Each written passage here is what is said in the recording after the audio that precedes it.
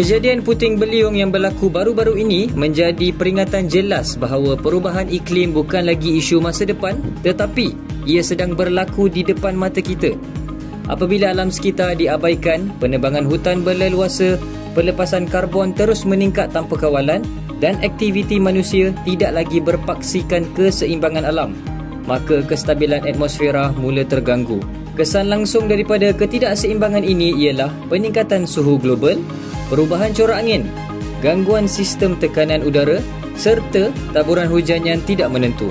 Semua ini mendorong kepada pembentukan kejadian cuaca ekstrim seperti hujan lebat luar biasa, banjir kilat, gelombang haba dan kini puting beliung yang semakin kerap dilaporkan di negara kita.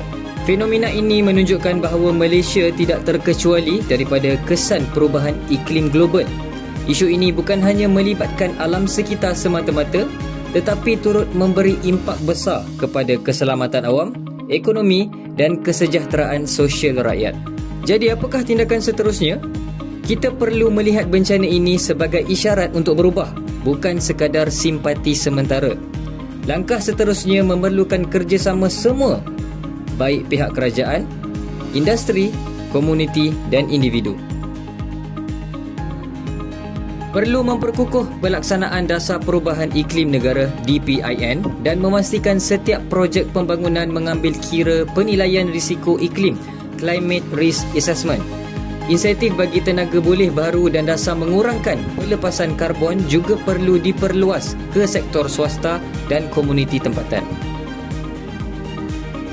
Syarikat harus memainkan peranan dalam mengurangkan jejak karbon melalui amalan hijau seperti penggunaan tenaga cekap, pengurusan sisa lestari serta pelaporan ESG (Environmental, Social, Governance) yang telus.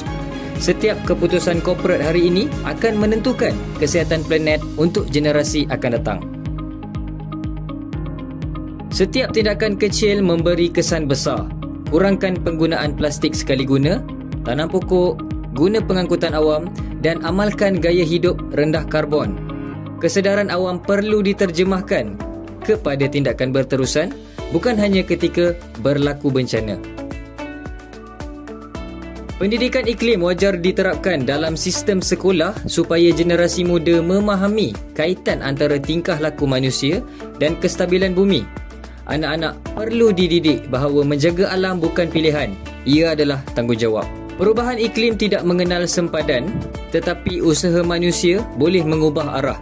Jika kita mula bertindak hari ini, kita masih berpeluang menyelamatkan hari esok.